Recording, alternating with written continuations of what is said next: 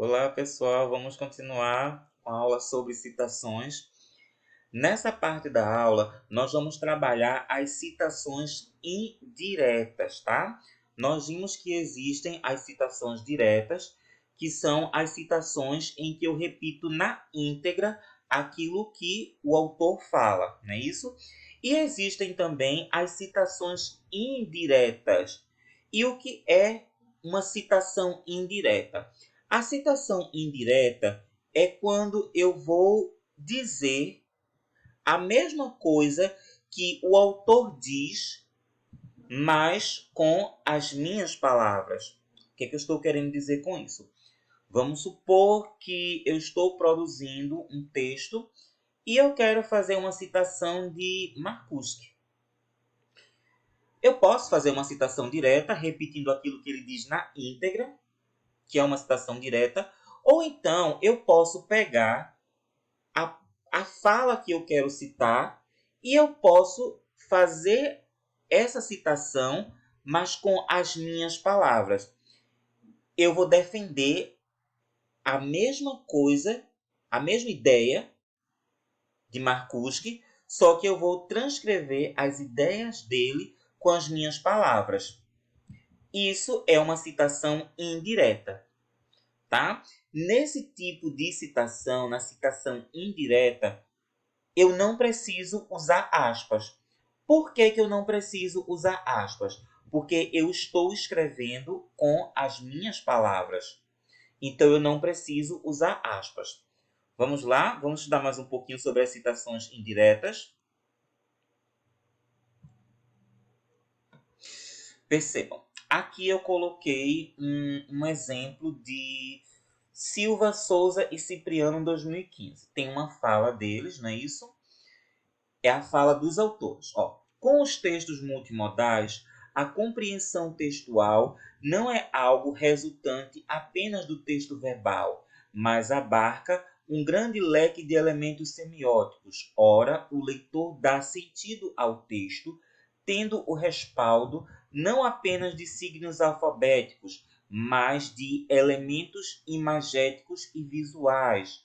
Ou seja, os leitores envolve-se em uma nova forma de ler, marcada por documentos textuais, materializada por elementos tanto verbais como visuais.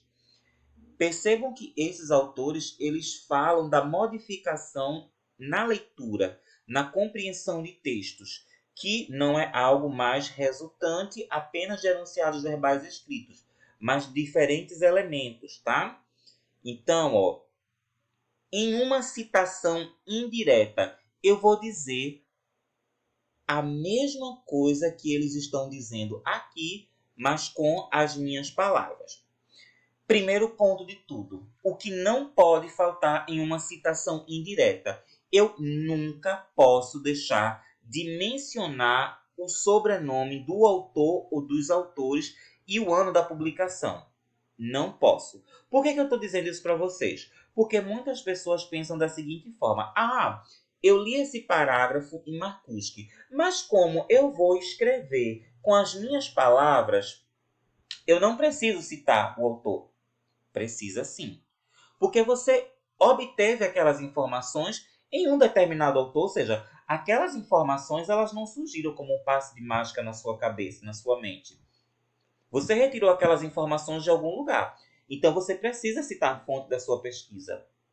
Ou seja, mesmo que você faça uma citação indireta, construindo com as suas palavras, ainda assim você precisa dizer quem é o autor daquela ideia. Então, eu começo a citação indireta, a minha citação indireta, mencionando o nome dos autores. Aí, no dizer de Silva, Souza e Cipriano, aquele mesmo esquema. Se eu menciono o nome dos autores antes da citação, só a primeira letra maiúscula. Ano da publicação, aí eu começo. Em função dos textos multimodais, a compreensão dos textos passa a resultar não apenas de enunciados verbais escritos, mas engloba distintos elementos. O leitor produz sentido a partir de elementos verbais escritos e semiótico. Diante disso, os leitores passam a lidar com uma nova forma de leitura, que lida com documentos textuais compostos pela mescla entre a escrita e o visual. Assim, a leitura e a escrita passam a ter um novo formato. Percebam que aquilo que os autores estão dizendo aqui, eu estou defendendo aqui, só que com outras palavras. Isso é uma citação indireta. É quando eu digo a mesma coisa que o autor está dizendo, mas com as minhas palavras. Aquele mesmo esquema. Ó. Eu posso fazer uma citação indireta, e eu posso mencionar o nome dos autores antes da citação, ou eu posso mencionar no final da citação. Se eu menciono no final da citação, ó, tudo maiúsculo, separado por ponto e vírgula e o ano da publicação. Ó, tá?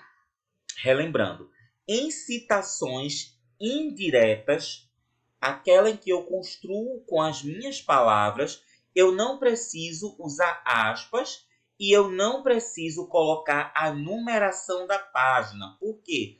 Porque essa citação foi construída com as minhas palavras. Porém, contudo, entretanto, todavia, eu preciso mencionar o nome do autor ou autores e o ano da publicação da obra. Isso é um elemento obrigatório, tá? Aqui, ó, a mesma citação indireta, mas com verbos de atribuição de ação ao autor. Que é isso, Silvio? Silva, Souza e Cipriano afirmam. Aí eu coloco a minha citação indireta. O que são verbos de atribuição de ação ao autor? São verbos que descrevem a ação do autor. O autor argumenta, ele demonstra, ele evidencia, ele destaca, ele ressalta, ele menciona, ele defende, ele descreve, ele discute, ele define, ele conceitua, ele investiga. Então, eu começo sempre mencionando o último nome do autor, o ano da publicação, Albuquerque, 2006, argumenta, Antunes, 2003, demonstra, Dionísio, 2007, evidencia, Faveiro, 2002, destaca, Ferraz, 2002, ressalta. Có 2004 menciona, Luna 2006 defende. Esses daqui são alguns verbos de atribuição de ações ao autor que eu coloquei aqui como exemplo e que vocês podem colocar nas citações de vocês, nos trabalhos que vocês vão produzir. E por fim, para terminar a aula de hoje, eu vou comentar algumas falhas que podem acontecer nas citações, tá? Tanto nas citações diretas como nas citações indiretas. São falhas que são muito comuns e que a maior parte dos alunos cometem, tá? Eu acho que a primeira falha que muitos alunos cometem é não comentar citações diretas, tá? Gente, mais uma vez eu repito, ó. É uma citação direta com até 3 linhas? É uma citação direta com mais de 3 linhas? Aquela que aparece com recorde de 4 centímetros e com fonte 10, tá? É citação direta, obrigatoriamente eu preciso comentar a citação. Depois da citação, eu vou colocar uma conjunção de conclusão. Eu coloquei algumas aqui nos slides, tá? E logo em seguida eu vou fazer um comentário crítico, ou seja, nesse comentário crítico eu vou defender a mesma coisa que o autor está dizendo na citação, mas com as minhas palavras, ou seja, eu vou fazer uma paráfrase daquilo que o autor está dizendo na citação. Isso é obrigatório, gente. Isso é muito importante, tá? Quando a gente vai defender uma monografia, tá? Quando a gente vai defender uma dissertação de mestrado, o avaliador que está lá na banca, ele vai observar se a sua monografia, se o seu artigo, se a sua dissertação de mestrado se você está comentando as citações diretas. Se você não está comentando as citações diretas, o avaliador da banca vai colocar lá, ó, faltou comentar citação. Então, isso é muito importante. Tá certo? Outra falha de citação que é comum os alunos cometerem todas as vezes que eu faço uma citação direta com até 3 linhas. Eu preciso colocar essa citação entre aspas. é citação direta, eu estou repetindo a mesma coisa que o autor fala na íntegra, sem modificar uma única letra, então eu preciso colocar entre aspas, tá? Então, ó, aqui ó, tem uma citação de Dionísio, tá certo? O que é que tem de errado nessa citação direta? Ó? É uma citação direta com até 3 linhas. Obrigatoriamente, essa citação precisaria estar entre aspas, mas a pessoa ó, só colocou sobrenome da autora, o ano da publicação e a numeração das páginas. E aqui, faltou as aspas, ó. Antes da palavra em, eu precisaria colocar aspas, e lá no finalzinho eu também precisaria colocar aspas, tá certo? Outro erro que é bastante comum nas citações diretas. Gente, é citação direta com 3 linhas ou com mais de 3 linhas, eu preciso colocar a numeração da página, tá? Então, ó, é citação direta, eu preciso colocar sobrenome do autor, ano da publicação e a numeração da página. Foi publicado em qual página? É necessário ter todos esses elementos. Então, é necessário ter atenção quanto a esses itens que devem constar em uma citação direta.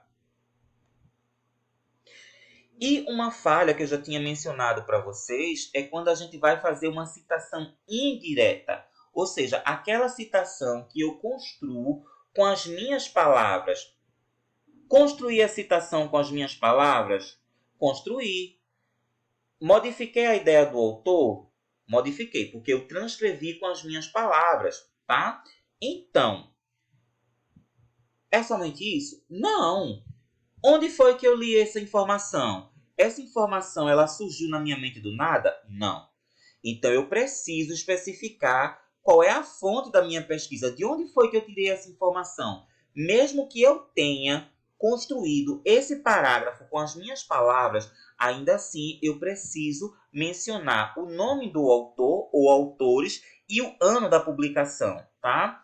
Lembrando, em citação indireta, eu não preciso colocar numeração de página nem aspas, porque eu fiz com as minhas palavras.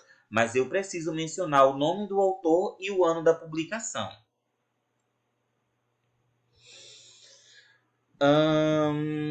Como eu mencionei em outros parágrafos, tá? Em outros slides, tá? A principal característica de um texto acadêmico é a citação de outros autores que já pesquisaram sobre o tema. Dentro do contexto do ensino superior, é inadmissível eu produzir um texto sem citar outros autores.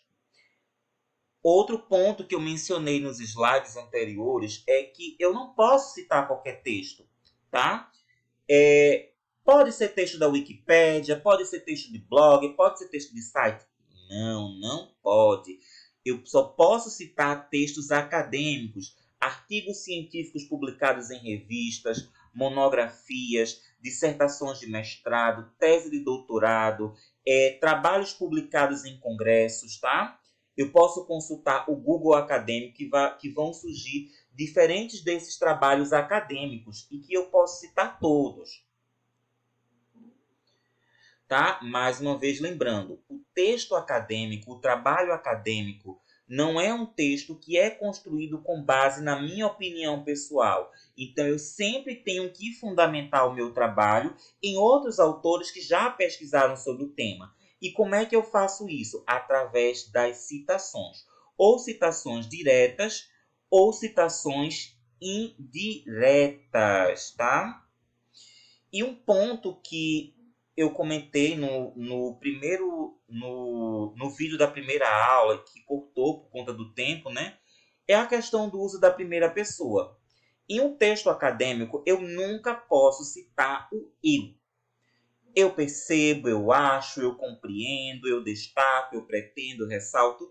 Não, eu não posso citar a primeira pessoa do singular. Como é que eu vou fazer, tá? Eu posso citar a terceira pessoa do singular acompanhada do se. Percebe-se, pretende-se, destaca-se. Hoje já é admissível até a terceira pessoa do plural. Percebemos, ressaltamos, destacamos, mas a primeira pessoa do singular nunca, tá? Eu espero que vocês tenham gostado dessa aula. Qualquer dúvida, vocês podem entrar em contato comigo, tá certo?